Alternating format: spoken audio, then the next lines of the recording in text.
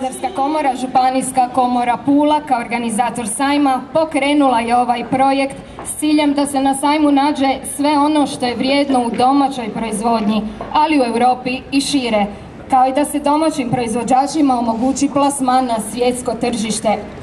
Duga tradicija priznata u svjetskim razmjerima i veliko iskustvo naših proizvođača razlog su inicijative strukovne grupe proizvođača brodske opreme za organiziranje PULA BOAT FAIR-a. Suorganizator sajma je Obrtnička komora Istarske županije. Govoriti o budućnosti brodogradnje, međutim, zahvaljujući struci, svima vama koji jako puno znate o tome kako graditi brod, kako opremati brod, kako ga prodati, zahvaljujući inovatorima koji su ovdje, zahvaljujući svim našim kolegama iz inozemstva koji su došli zbog toga što u uspjehu hrvatske brodogradnje vide i svoju buduću poziciju, odnosno našu zajedničku poziciju na širem tržištu, vjerujem da ovaj sajam već ove godine opravdava sve ono što smo uložili. U startu zahvalio našim pokroviteljima, prvo gradu Puli s kojima smo prvima obavili razgovor. Će se predstaviti 91 tvrtka sa više od 200 robnih marki kojima su izlagači iz inozemstva, Slovenije, Federacije Bosne i Hercegovine, Republike Srpske, Republike Srbije i Poljske. Na poslovnim susretima sudjelovat će 58 tvrtki iz zemlje inozemstva. Štovani brodograditelji, proizvođači brodske opreme, pomorci i svi oni koji su vezani uz more i brodogradnju. Ja imam izuzetnu čast da vas pozdravim u ime Hrvatske gospodarske komore, da odmah na početku čestitam Županijskoj komori Pula.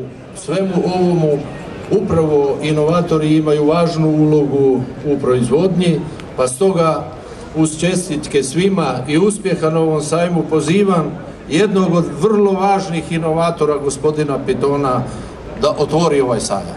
Hvala lijepo.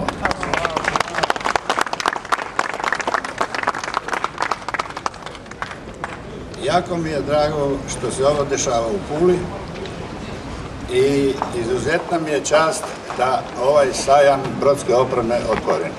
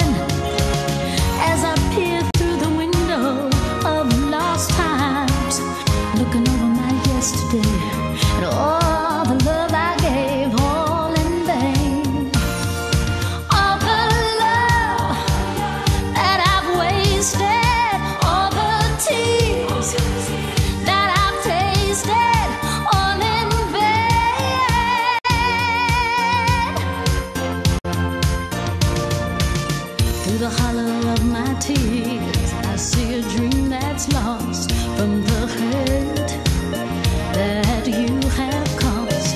Everywhere I turn, seems like